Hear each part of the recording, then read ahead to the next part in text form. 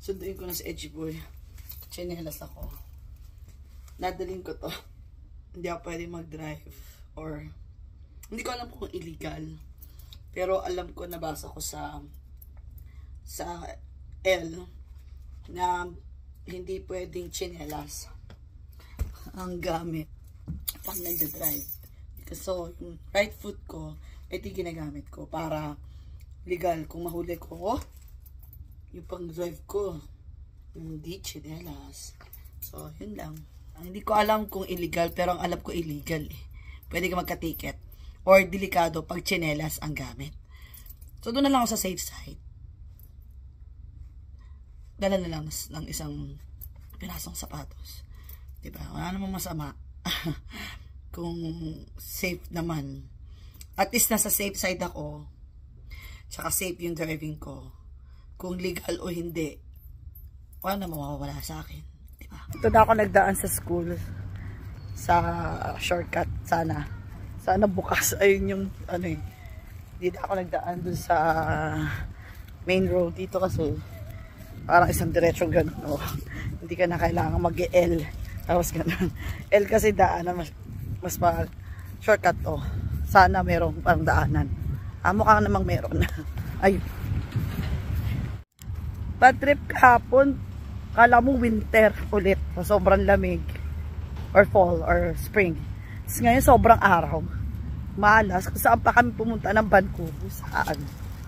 Saka naman umulan. Kakainis. Dituloy kami natuloy dun sa ano namin, adventure namin. Ayun, bukas siya. Dinagyan na lang ng ano, ng fence. Kasi no animal on this. Ganun. Pinagbabawal. Nagiging stricto na ng konti. Tsaka kasi may mga homeless na pumapwesto. Baka, syempre, eskwelahan yan, bata yan. Ayaw na nila masyadong public na. Iniingatan talaga dito yung mga bata, mga besh. Sobrang, yun lang talaga yung nakakatawa dito sa bansang to. As in, wala ni isa kang makikitang homeless na bata. Promise. As in, wala. May tae ba akong napakan? Wala naman. So, ano yun? May tae lang. Siguro may taeng hindi pinulot. Pinupulot kasi tayo dito mga besh. Kapag meron kang alagang aso, siguraduhin mo, pag pumupo sila, pipikapin mo. So, obligado ka kasi ditong ipaglalakad-lakad yung mga aso mo. Yung pusa lang, mahirap mo mailakad dito. Pusa. Pero pag may pet ka, dapat responsabling mag-own ng aso na hindi mo sila binibigyan ng pagkakataong maglakad-lakad. So kapag may aso ka, nakakapag-exercise ka rin kasi hindi pwedeng i-deprive mo sila sa paglalakad sa labas. Kung hindi mo kayang ibigay yung mga needs ng pet mo, pag may nakaalam din nun, pwede ka rin mga report. Parang pagmamaltrato din yun sa iyong alaga. Hindi ka ako may nakatira dyan sa bushes na yan. Kanya-kanyang diskarte na lang yung pagka-homeless ka dito mga bush. Pero yung, like I've said, ang mga homeless dito, mababait. Kasi pag nanggulo sila, paalisin sila ng lockdown. Anyways, back to our topic. Yun nga. At kung ikaw naman ay, napatunayan na cruel ka sa aso o sa mga alaga mo, pwede kang mapahamak dito. Kaya, huwag ka mag-pet kung hindi ka responsable. Tulad ako, gusto ko magka-pet para sa anak ko, pero hindi ko magawa kasi unang mahal. Kailangan kompleto sila sa vaccine, kompleto sila sa alaga. Pag hindi mo kayang gawin yun sa iyong pet, huwag ka na lang mag-pet. So kahit gusto namin mag-pet, una bawal sa landlord namin. Pusa pwede yata, pero mas gusto niya nang hindi. Tsaka mahal din, magbabayad ka rin ng pet, parang fee, something like that. Tapos, yun, marami silang vaccine na ikaw magbabayad.